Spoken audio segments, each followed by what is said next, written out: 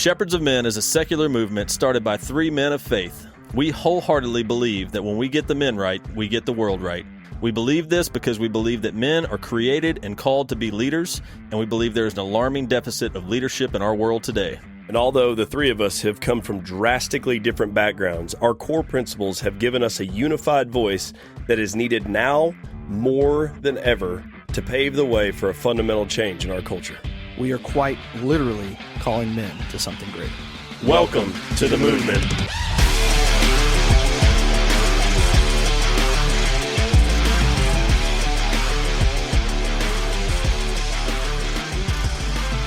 What's up, world? This is Cam coming at you here in the studio with Shepherds of Men with my boys JP, Yo, and Wilson. What's going on? And we have a very special guest on video with us and audio because just looking at him is pretty good, but hearing him is even better. John.Michael.Clark, the family captain up in Virginia. Pleasure to have you on with us tonight. I'm going to let you say some hellos here in a minute, but real quickly as we get started, this is going to be a fun episode. This is one that I am very intrigued. Wilson will be smiling the whole time. This is right in his wheelhouse. Oh, yeah. If you've heard any of our old episodes, you know that we are constantly talking about Wilson's sex life. I don't even know why, honestly. I don't either. because that's all Wilson talks That's true. Yeah, I think he leads those conversations. But we're going to have some fun tonight and talk about some things that, you know, may seem a little, are we killing a fly? Got it. Well done, Danielson. Got it. Sorry, I Wow. didn't have my chopsticks. That was without chopsticks and I didn't everything. have my chopsticks. That's awesome.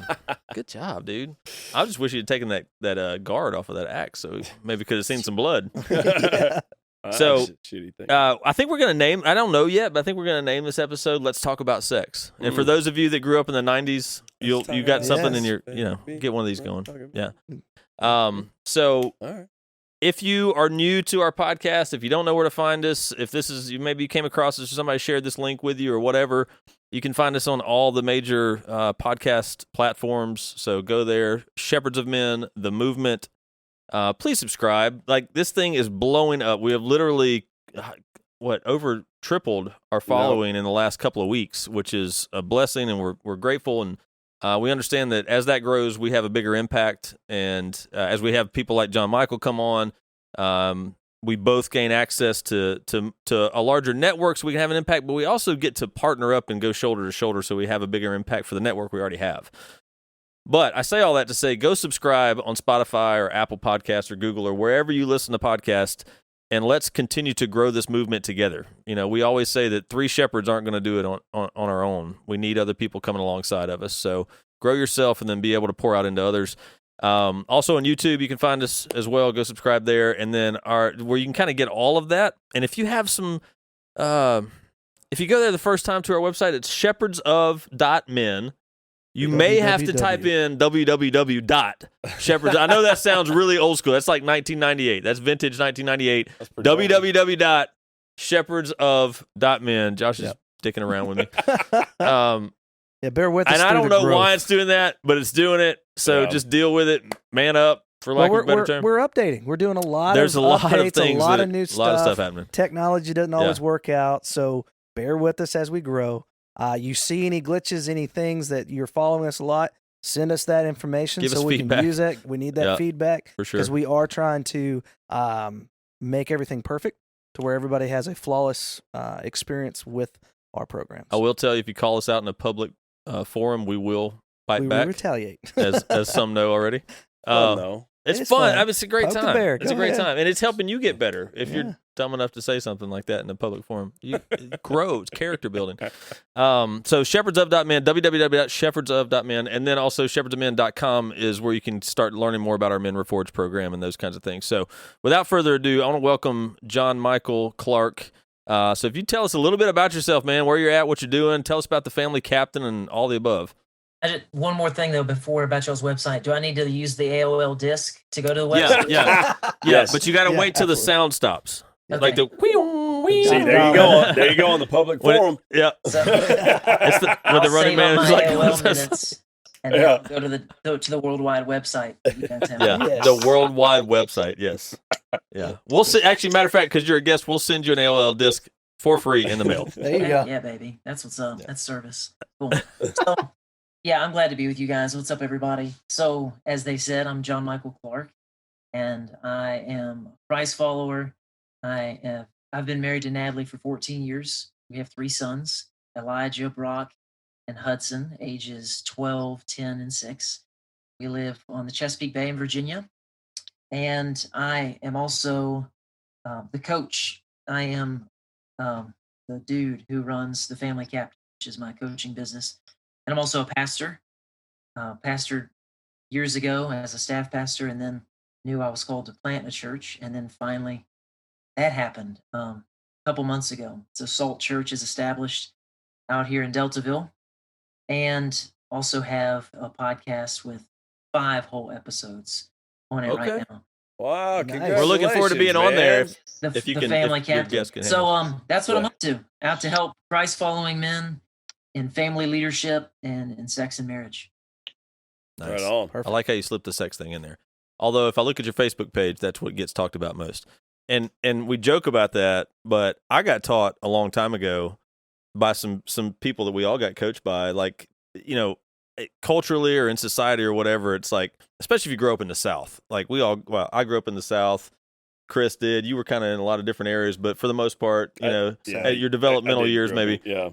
But it's one of those things you just don't talk about. Like, even your dad, like it's an awkward conversation you're talking about. But the truth is, man, if you're married, that's a preface. If you're married, a healthy sex life is very, very important. Yes. Very important for your marriage. It's for all kinds of different reasons, and we're not the experts on that. Chris might be. John Michael is for sure, or at least he pretends to be one on TV. So, I would like to hear more about, like, number one, tell us a little bit more about the Family Captain, like how that started, how long you've been doing that, kind of what that entails. Like, this is your free plug opportunity. And then I'll get into a couple other questions after that. So tell us a little more about how that developed. Yeah. So Natalie and I, we were, 4 or 5 years in to our marriage whenever I started to notice the issues that were there started to really bug me. We were happily married. Everything was fine. Everything was fine. There wasn't, like, I couldn't point to the one big issue. There wasn't anything in crisis. There wasn't any big alarms going off, but it just wasn't good enough for me. And that's just overall. I wanted to be ecstatically married. I remember even as a little boy wanting someday to be ecstatically married, which I think is kind of a strange thing for a little boy to think about, but I did. So there were 2 things that I identified in my marriage, and those are the 2 things that the Family Captain focuses on now. And that was this whole thing of headship and submission that I felt like wasn't clarified for me at all. I wanted to be the man.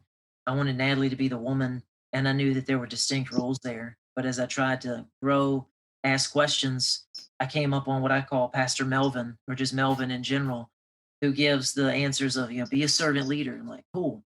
So what does it really mean to be the head of my wife? Well, you just give it 110%. I'm like, great. What the heck do I do though on like a Tuesday night though? And Melvin would be like, just do it, man. Just pour out your life. Like, cool, Melvin. So what though does that look like? Just wash the dishes. Like, man, that's it, huh? Like the high calling of family leadership, the high calling of headship is to, like, make sure my wife is rested. Is that it? Like, I loved my wife. I adored my wife. I didn't want to drag her around by her hair. I didn't want to turn into Saddam Hussein. I mean, hair pulling. We'll talk about that later, maybe. Right. But There's a right way and a wrong way. the time and place, that's a different part of it. Don't drag her on her back. You have officially become Chris's favorite guest already. Awesome. He's over here I'm pumping his loving fist. Go ahead. So I came to believe that there was an issue. It was either ignorance or it was cowardice that was happening in the church. Either men were afraid to say what the word plainly stated. I mean, the word's very, very plain. Like, you got to have a course in biblical gymnastics to get out of what the text says. But everybody's so scared of the application leading to some kind of abuse that they go, let's not get carried away. I'm like, dude, the word prevents us from getting carried away. If we stick with the word and we love her, like Christ loves the church, for crying out loud, like, there's no risk of sin here. There's no risk of abuse any more than anything else. So I saw that this 50-50 thing that we had happening made us both miserable, because the feminine in her, she may have had, because there is no such thing as 50-50. Any man who thinks he's got 50-50, his wife is happy to know that he believes that, because she knows better. She knows that she actually has the authority in the relationship. But the sad thing is it makes both of them miserable. It makes him miserable because he's not walking in the authority of headship that he's called to. And it makes her miserable because she resents him, because it's not her role. It's not her place. Literally, she was not designed for it. So what I'm describing is not a win-lose. God's good design is win-win. Everybody wins when the man is in his proper place and when the woman is in her proper place. This is not new teaching. This is all rooted in the garden. It doesn't show up first in Ephesians 5. Ephesians 5 is just a clarification of the garden, as is Colossians, as is 1 Peter, as is 1 Corinthians. So all these things that people think, well, that was the Ephesian church, or that was whatever. And again, biblical gymnastics that I'm terrified to get into. None of that's true. All this is established in creation in God's order so that everybody can thrive. So that was the first thing that I identified. And the other thing was I wanted my sex life to be better. I wanted more frequency, and I wanted more freedom. I wanted it to be happening more, and I wanted it to just be awesome. My wife and I were both virgins when we got married. So we had the promise of, if you wait till you're married, technical virgins anyway. We had the promise of, if you wait till marriage to have sex, it's going to be like a sanctified porno. And I found that not to be the case, as many Christian men will attest to. Like, I waited. Where are the fireworks? Like, they're not coming, bro. Neither are you. Yeah. There's that should have been mine. That should have been mine. Trademarking it. Okay. Yeah. I see you, Cam. Respect. But he wrote that down. That's for the next podcast. He's putting it down. Cam 1. All right. I'll keep a scorecard right here. No. I mean, it doesn't matter who wins as long as I win, and then it matters. But Yeah. Good point. So those are the two big things. I knew this headship and submission thing was not being lived out. We weren't enjoying the freedom of it. My wife was overwhelmed because why? Because she was the captain of the ship, and I was another boy in the household. And of course, our sex life was not where I wanted to be. I wonder why. Maybe it has something to do with the fact that I'm not the captain of the ship. So went on a long journey of like trying to fix and figure out what was what. So read 1 million books, listened to 1 million podcasts, 1 million of everything. And through a piece here and a piece there, the Lord basically said, hey, big boy, you can have everything you want. And I was like, yes, sir. Thank you. And he said, but you're going to have to transform as a man to get it. And I said, sign me up. I wasn't afraid of that. I wasn't hiding. I wasn't trying to be a coward. I wanted God's best. I was persuaded that I hadn't seen it. I didn't have any examples. I didn't look at any marriage and go, yes, sign me up for that. I didn't see that. So I went on that mission to develop it. And thankfully, through a piece here and a piece there, came across a lot of dirty bathwater, but I found some babies. So I kept all the babies and threw out all the bathwater. And throughout that, the Lord built me up. And as I transformed into the godly masculine, surprise, surprise, I was able to shepherd Natalie into the godly feminine. And then we've got this heaven on earth, ecstatically married. You got to be freaking kidding me. This is better than what I wanted when I started the journey. I wouldn't have believed it. And I even hesitate to talk about it in those terms because I hate that I sound like a salesman, but I love that everything I'm saying is the freaking truth. So, but once I reached that, that's when I also recognized, dude, tons of dudes want this. Tons of marriages need this. And Christian marriages in particular are suffering because they bought into this lie of the spirit of the age, this egalitarian nonsense, and everybody suffers for it. Women resent their husbands. Husbands are in the doghouse. Men feel emasculated. They're not enjoying the role that God has given them. Wives aren't enjoying their role. Kids suffer. Sex life suffers. And I refuse to accept it. I think that Christians should have the best marriages. Christians should have the best sex. God loves sex. The devil hates sex. That's why he's a pervert. That's why he distorts. That's why he attacks. It's why he wounds. So through that, I started to help other dudes and realized that, man, this is not just a thing. This isn't a niche that John Michael. So that's where I'm at now. I don't believe this is a niche. I don't believe this is John Michael's thing. I believe this is the thing. I believe that the things that I'm dealing with, the headship of men, sex and marriage. I think if Martin Luther was here today, he wouldn't be fighting for the doctrines of grace.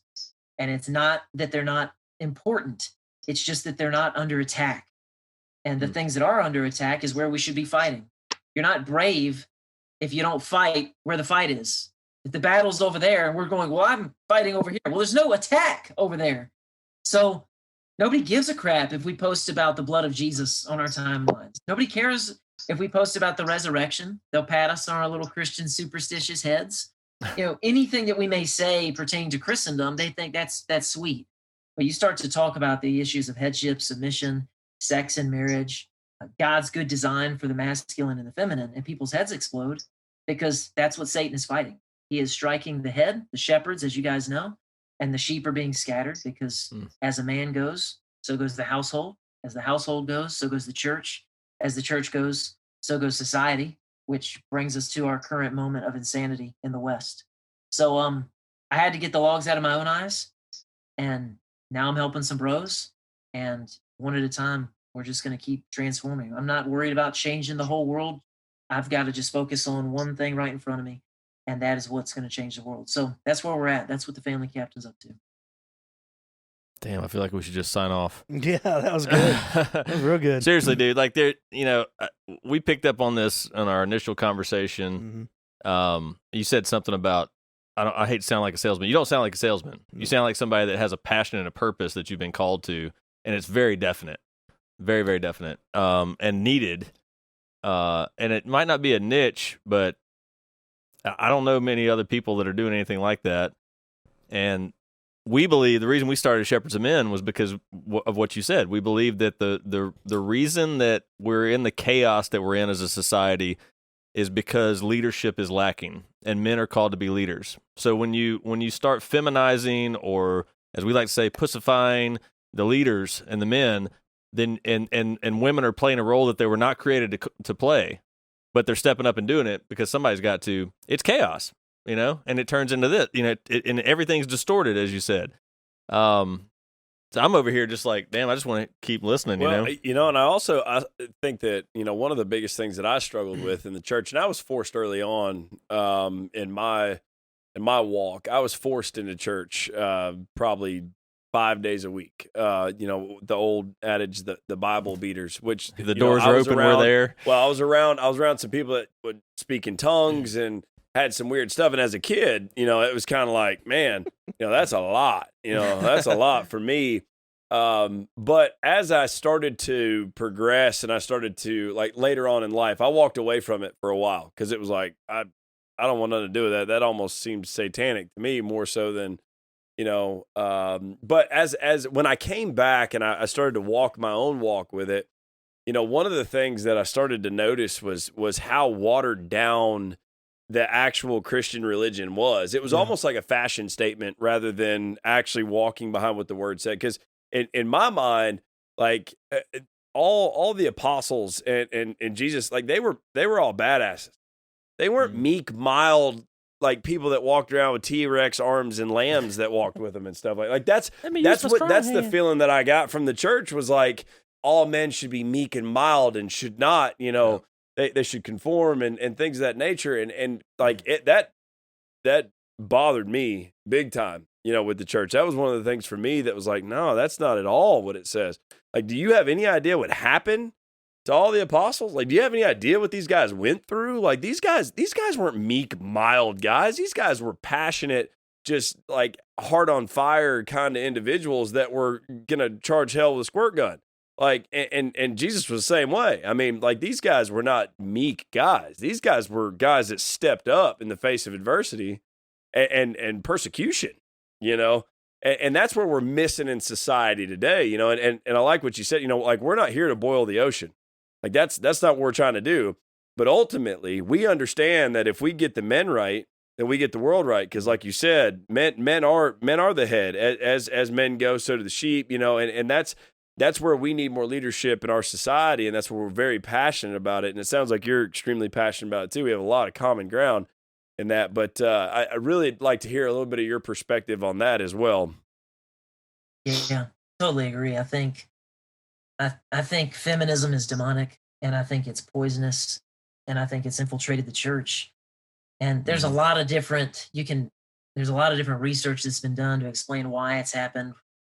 Whether men left the church first and then pastors got weak because they started preaching just to the women to keep them, or whether pastors got weak first and then men left.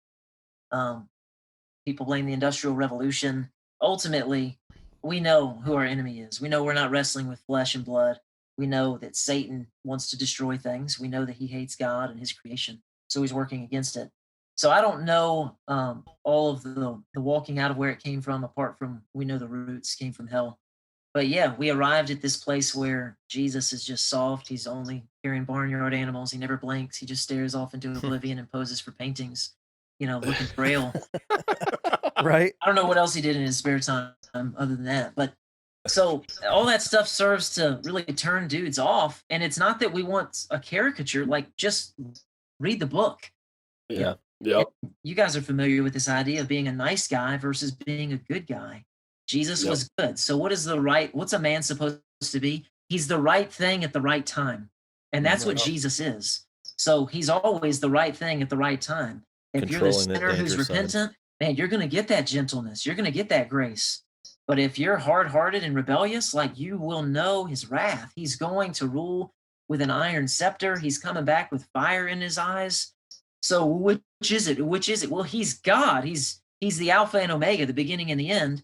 And who is he to you? Well, that determines on your response to him. So but unfortunately, we have largely adopted this soft, feminine version that it's not the whole story. It's not even half of the story. It's not even like, oh, they only told half. It's not even that, because Jesus is strong. Jesus is the pinnacle of masculinity. He is the ultimate protector, the ultimate provider, the ultimate leader.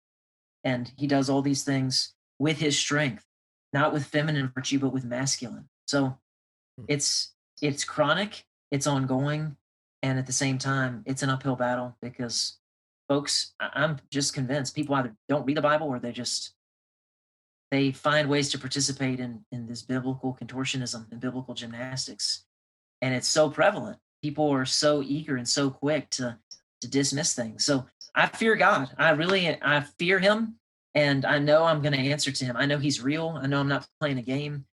I know that he's the final judge and authority in all things. So that leads me to approach the word with humility. Like, I'm not a Bible scholar. I didn't go to Bible college. I'm a college dropout. I'm just a dude who knows how to read. And I believe with all my heart that the book of God can be picked up, read, believed, understood, and applied, and you can be safe. Perfect? No, but you can be safe. So that's the lane that I'm trying to stay in. And with that, I'm going, I can with a whole heart say I can answer to him for everything that I've taught.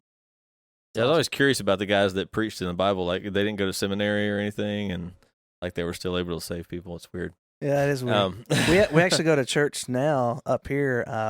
It's a new plant as well, so I can respect where you're at in your walk of life and pastoring a new church, and it's pretty cool. He didn't have he was kind of like you. He served in a youth pastor type of deal, and just was called to plant a church and started planting one. And he's got another couple mentors that he communicates with on a regular basis. Hint, hint. If everybody heard that, he has a couple of people he kind of works with on counseling him and walking him through this plant. He's not alone, and it's growing like crazy. Yeah. And I'm like you, Josh. Whenever I was going through church the very first time, my dad was Church of God. He wanted to go to church all the time, and then he got burnt, and then now he just don't want to go to church ever again. He blames God for it at one point, and then he blamed the people, and then my mom's a Baptist, so it's two different parallels. And then at the same time, the Church of God was more of a fake facade of hurrah rah, kind of get you pumped up and ready to go, but really didn't give you any direction like what you were talking about. And then the Baptist was fully combination. Like, it's just like, you're the worst of the worst, you're the low of the low, you're not worthy to even just call upon the name of the Lord kind of deal. And that's kind of the environment sometimes those churches can bring on. And it wasn't until I was actually approached by a guy I respect, which y'all met when we went to the lookout or the mountain for Tanya's birthday. Danny. Oh, yeah. He brought me underneath his wing at like 18, 19, because, dude, I was at the pulpit every single freaking weekend because of all the shit that I did. I'm repenting again. Yeah, and I'm repenting again. Starting over. I'm recommitting again. Yeah, Doing all your Hail Marys. And you don't know, Exactly. but you don't know what you don't know. Yeah. And we opened the Bible, and we went through it was actually called a SALT class that he took at a college, How about that? which is kind of unique. I don't know if that correlates at all But stole that trademark. Yeah, well, he went through the SALT class, came back on the back end and taught us, me and two other people. And the biggest thing was like, dude, when did Jesus die?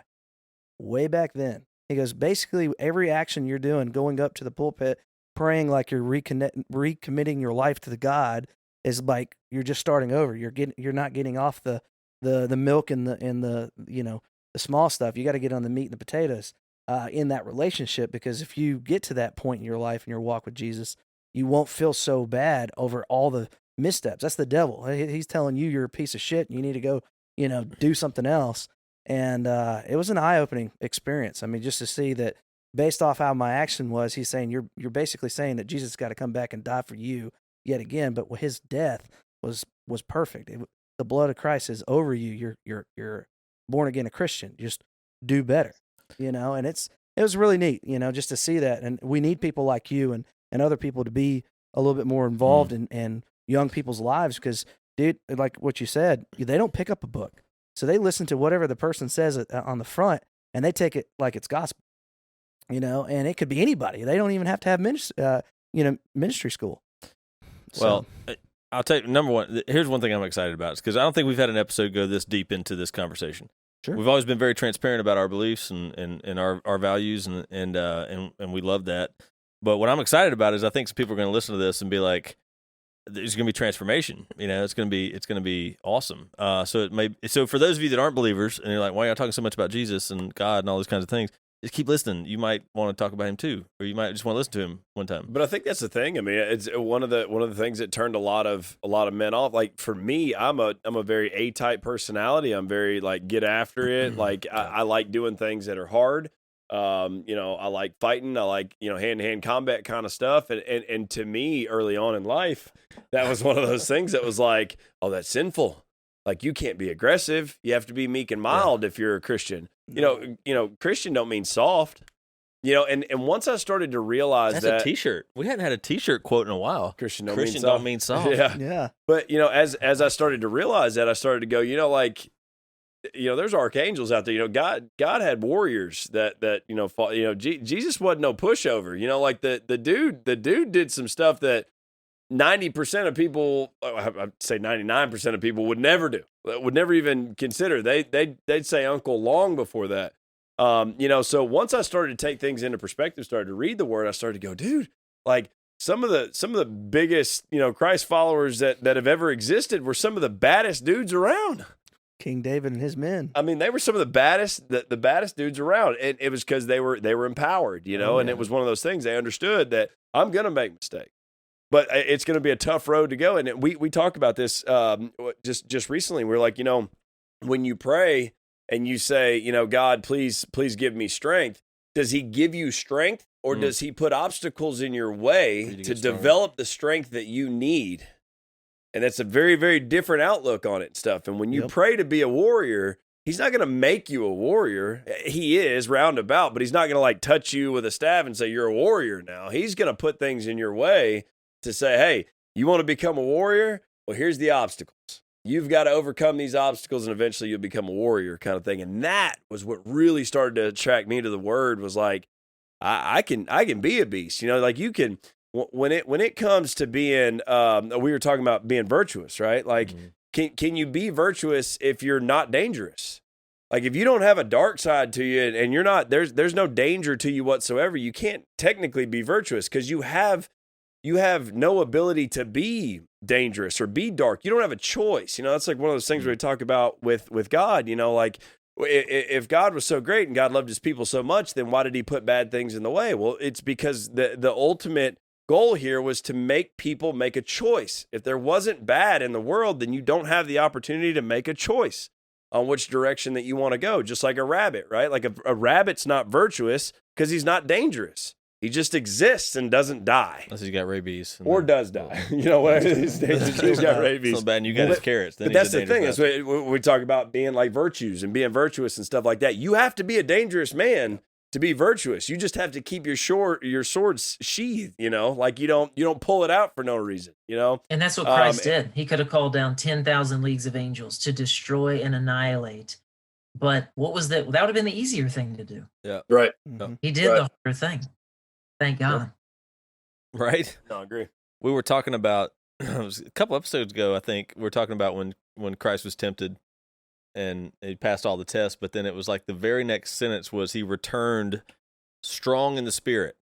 Like, so because of all the challenges, because of all the tough stuff he had to go through, and not just call on God and say, save me. Yeah. He was stronger because of that. And then we started talking and had this whole conversation about, like, the hard is what makes you good. Like, that's what, like, it's necessary. You should be seeking out the challenges. You should be looking for the challenges. You know, I did a thing, because it was just fresh on my mind. I did one of my runs I did recently, and then yesterday again, we did, like, in the middle of the day when it's 90-something degrees and high humidity. Like, do it in the middle of the day. Why? Because it's harder and you'll learn more. Like, that, it's a mentality that you seek out the challenge. And speaking of challenge, talking about having sex with your wife, I'm just kidding. So now that we're done with it, I'm kidding. You're antsy to go back to this conversation. I wanted Chris to feel comfortable in the conversation. So. Oh, what? No. I feel comfortable in any conversation. No. So we are good. No, I don't. Any. Any conversation. Yeah, let's go. There's some conversations that make me uncomfortable. That's for sure. Well, maybe.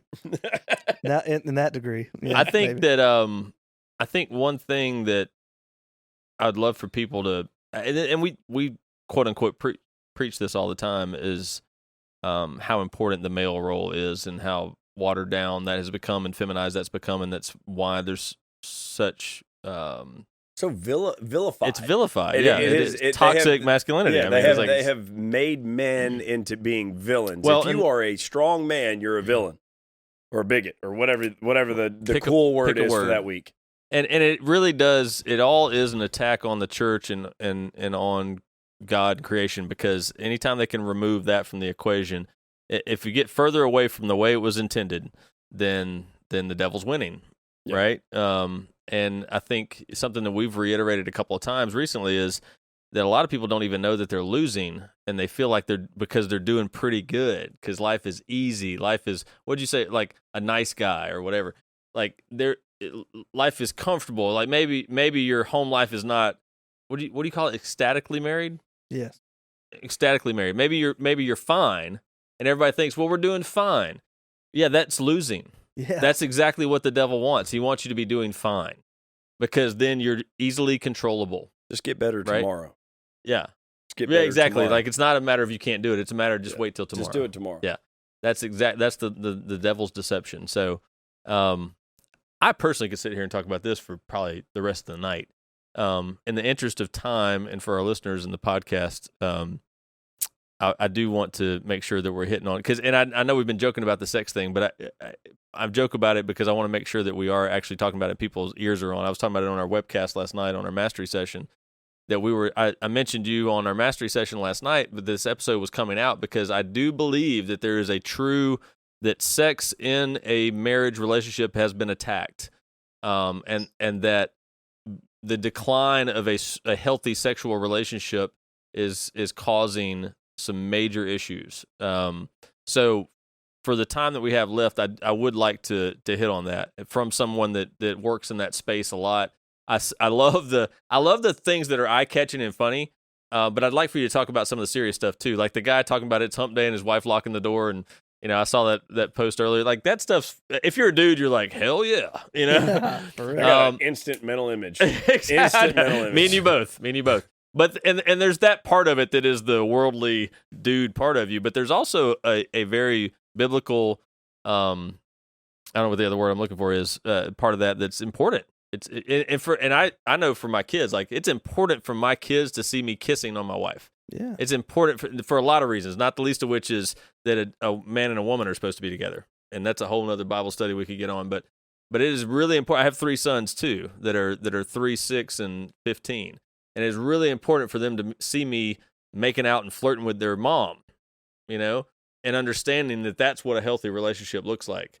Not 2 dudes holding hand at Target. So, or whatever other superstore there might be that has a Starbucks could be in it. 2 women. Well, Are you against Whatever. 2 guys about 2? Anyways, maybe get That's right. something like Yeah. that. That's Something right. Like that. Yeah, you're it's a got to be bigot. something. It's Look got to be at- something. Yeah, that alpha male over Yeah. there being a bigot. But you can still go to the Olympics. being a jerk. so. Yeah, well, yeah, you could do the Yeah. transgender thing and just compete in women's sports. Well, John Michael, let's get back to you. I want to know your I feel like we just cut to the weatherman. pathway to pathway to discovery when you're reading and self-educating yourself about this, and your goal was to be ecstatically married. What were some discoveries along the way that really worked well for you that you can kind of give to our audience?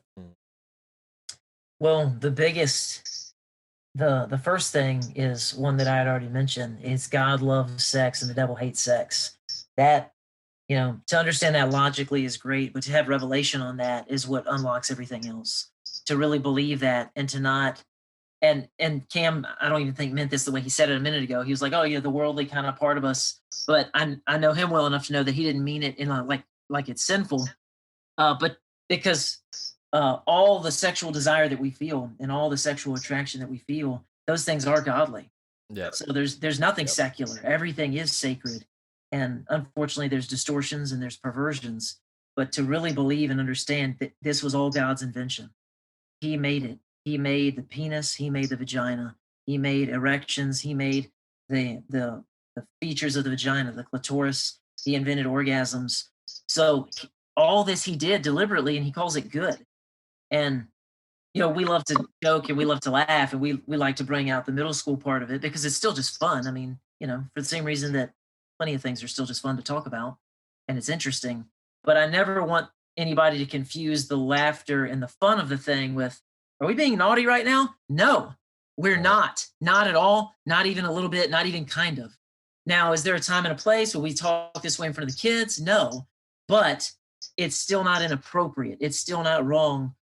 For the company that we're in, especially. So I want the listeners to know that's the big unlock, to really believe with all your heart that God made this thing.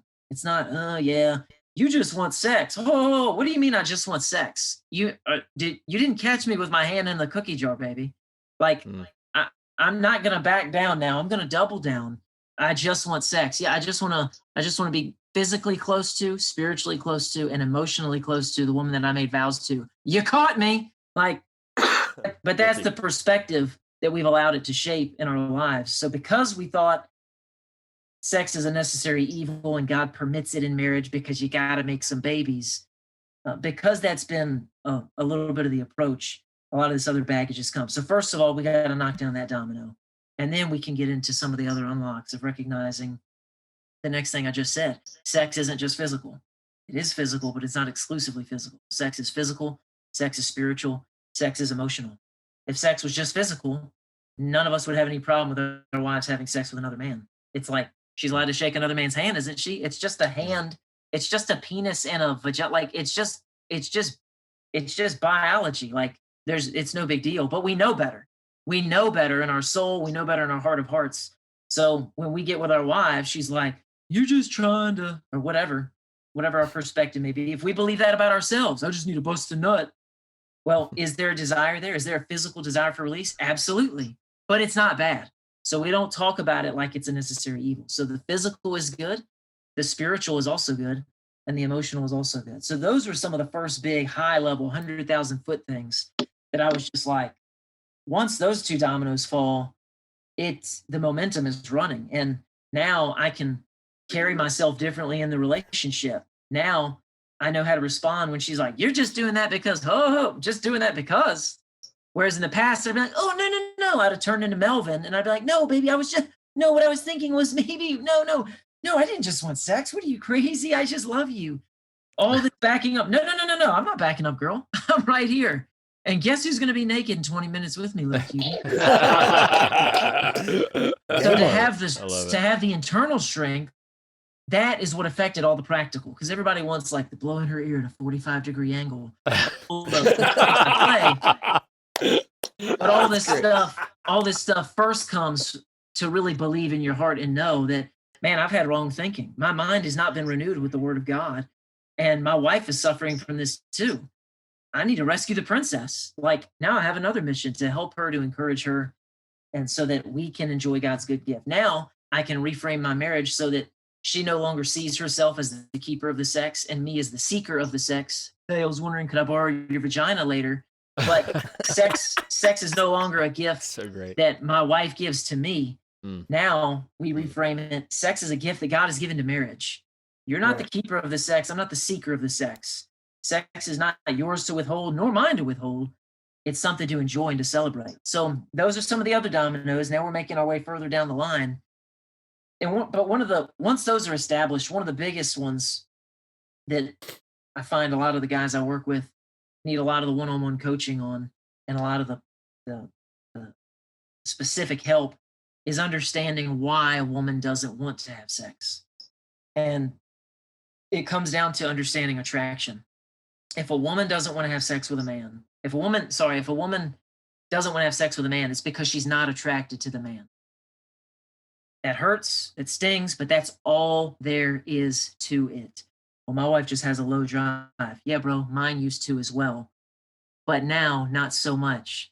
So it wasn't that we went and got her doctored up and put her on testosterone treatments or anything. And none of that. John Michael changed, and all of a sudden, Natalie didn't have a headache. John Michael changed, and all of a sudden, Natalie's feeling frisky. John Michael changed, and all of a sudden, she's not tired. John Michael changed, and all of a sudden, we're having frequency and freedom. I didn't focus on Natalie. I understood that you have to build attraction. I can't just I've got to be both, right? Back to Jesus, the right thing at the right time.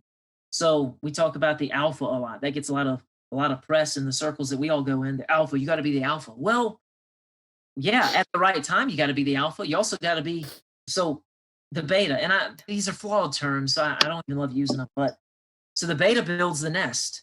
But Christian culture is taught that's all you do. You build the nest. Comfort, wash the dishes, tuck the kids in at bedtime. None of these things are bad. It's just that they're one-dimensional. But none of those things make her panties wet. Those things make her feel loved. Those things make her feel cherished. Those things make her feel safe. All good things. None of those things build arousal, though. It's Alpha Alex, not Beta Bill, who builds the arousal. Well, I'm just going to be Alpha Alex. Well, Alpha Alex all by himself isn't good either. It's both and. It's the right thing at the right time. It's the guy who can play on the floor with the kids, and she can look in and go, oh my goodness, he's the best guy ever. And it's the guy who can take her to Pound Town and, have fun with the hair pulling or whatever else may be going on in the bedroom. But that's great, dude. Yes. That's great perspective. But Alpha Alex, he's a man on a mission. Whereas Beta Bill is just, whatever you say, dear, what are we doing? I'm happy. Beta Bill makes money. He goes out, he provides the nest. He's read the 5 love languages 18 times, and he knows her in and out, and he does all of these things, and he makes her feel super loved. But unfortunately, she still doesn't feel super aroused. And that is what Christian men have been trained to do, make her feel loved, make her feel rested. And then all of a sudden, once you wash those dishes, you're going to turn around and she'll be naked. And we found that didn't happen. We turned around and she went to bed early because we did her chores for her. We're like, what? This backfired. So Alpha Alex, though, he's a man on a mission. He's not building his life around Becky. He loves Becky, but it's just like Jesus. Thousands of people leave him. Thousands walk away, and he turns to the disciples and he goes, you want to leave too? Now's a good time. I'll start all over right here, right now. I'm not begging you to stay. Why? Because I'm a man on a mission. That's who Christ is. And that's who men are called to be. I'm on a mission. Natalie, I'm not orbiting around Natalie. I'm the earth. Natalie's the moon. Christ is the sun. And together we orbit around God. But Natalie is my helper. But I couldn't just train her in that. I couldn't just teach her, hey, here's how it's going to be from now on. Just respect me more. Well, she should. The word commands it. But I went on a mission to make sure I built that attraction, that I gained gravity to pull her into my orbit instead of demanding anything or, like I said, turning into Saddam Hussein. So those are a lot of the dominoes. Understanding God's perspective is where a lot of our breakthrough comes. Knowing sex is good, it's not bad. Knowing it's physical, spiritual, emotional. And then understanding, how do I build attraction? And understanding it's the right thing at the right time. But for a lot of guys, it's learning how to embrace those alpha traits without ruining it, without spoiling it, without going too far and being obnoxious, doing things that are out of character, that don't suit the relationship, and so on. So many nuggets, dude. Many good things. I'm sitting here it's fantastic perspective. It really is, and there is zero doubt in my mind that God has put this on your heart and planted it in you because of the confidence and the passion that you deliver it.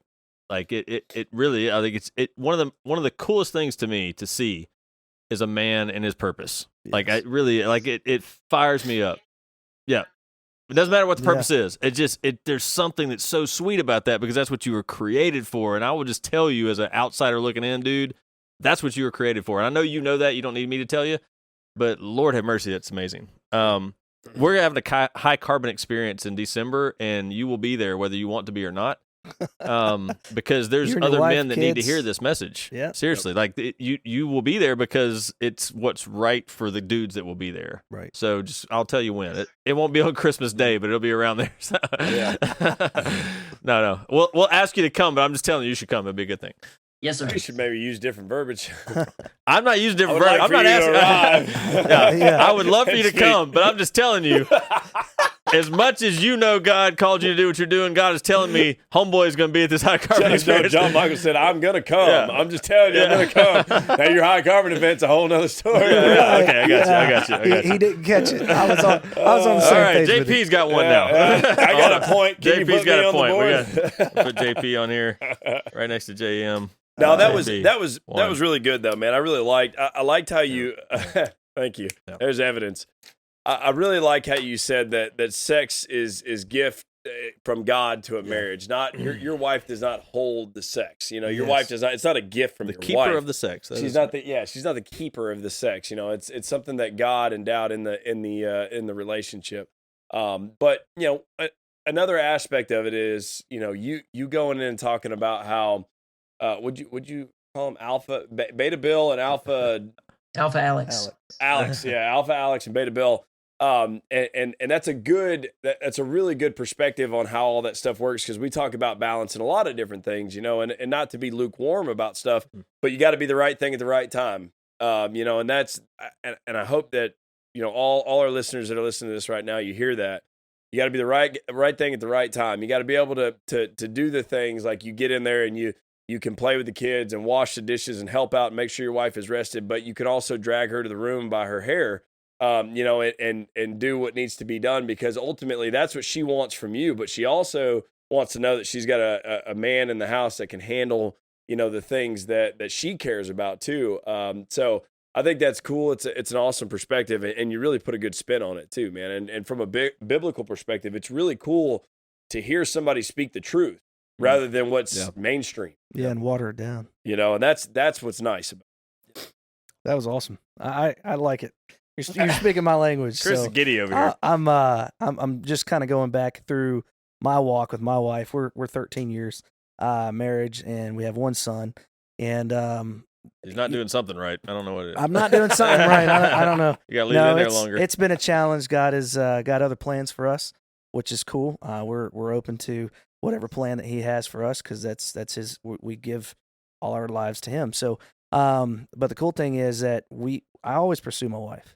I'm relentless pursuing my wife, and want her to know that she's the number one in my life.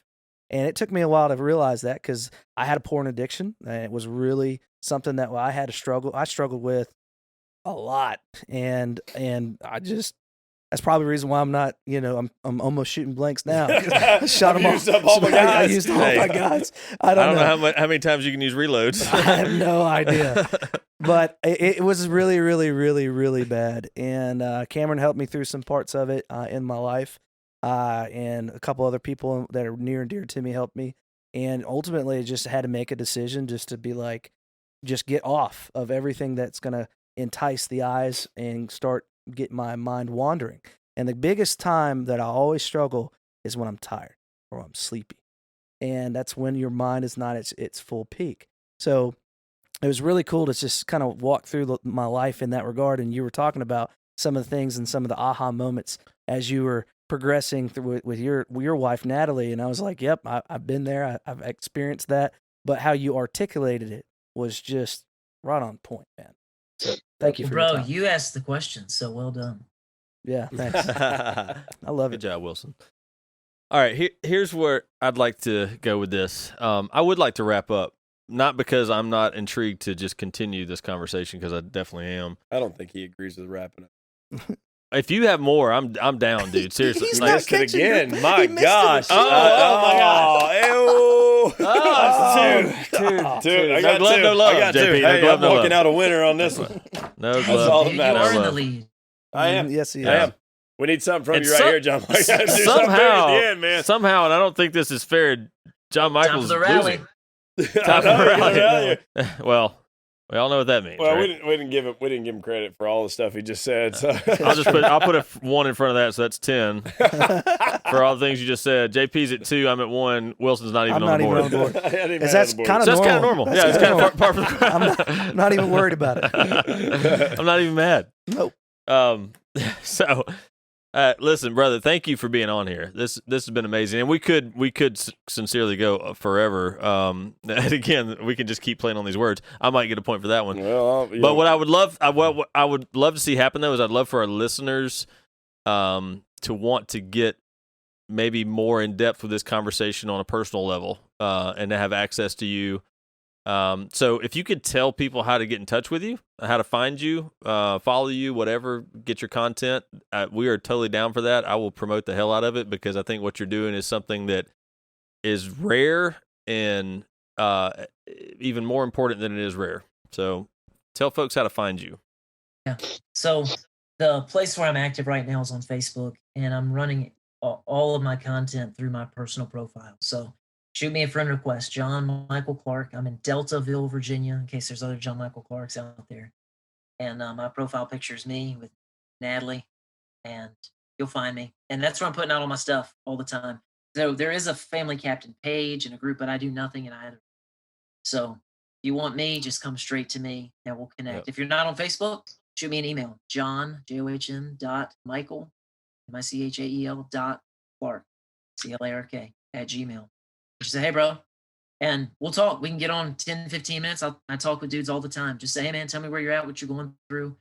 And if they want to know about Family Captain, we just together, does it make sense to do a deep dive and find out if the Family Captain program is something that I think would be good for them, if it's something they're interested in. So that's where it's at, though, man. All things family leadership and sex and marriage.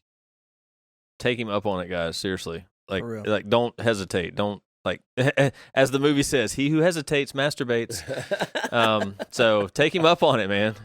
I don't know. You don't know a movie? That's Cable Guy. He who hesitates masturbates. Yes.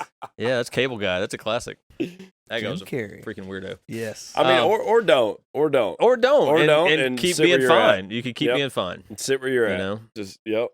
And your wife could keep being the keeper. So, That's right. But there's so much more to it than just that. But that it really is. I just love that the conversation is that open about it, because it really has become such a thing that's like, and again, especially in the South, it's like you just don't talk about it, and it's a shame, because it's a beautiful thing that should be talked about and should be glorified and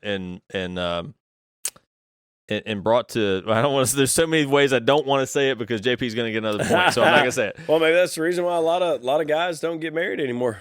I mean, the church has set the standard, and now we don't talk about sex, because sex is voodoo and stuff like that. So if it's automatically a sin anyways, even according to the church, then we might as well sin and not take on the baggage of marriage and not win anything from that. But your perspective on it is really it's a lifestyle, man. It's a way to live. Like, there's nothing better than walking out after drinking a cup of coffee and getting laid 3 times that night and walking out the front door on the way to work going, I am the man. Yeah. It's like Bruce Almighty. I don't even know. Yeah.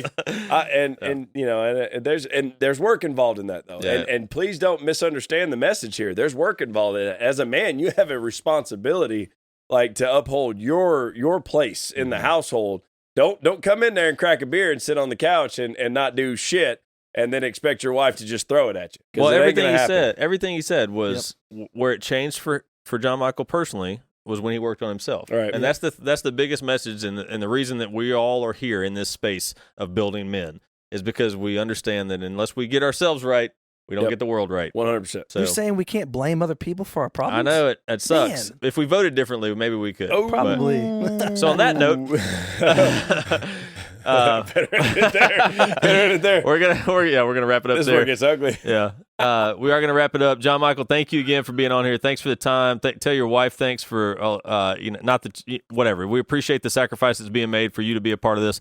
We're gonna release this just here in a few days. So we'll make sure that we get the word out for you and for us. For those of you that are trying to find this, again, if you're listening to us, you found us somewhere, but at Shepherd's Men on all our social media.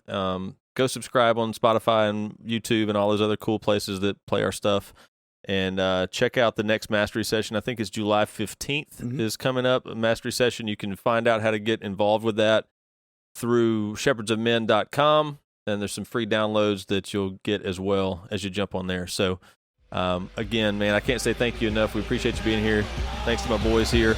You guys have been part of the movement.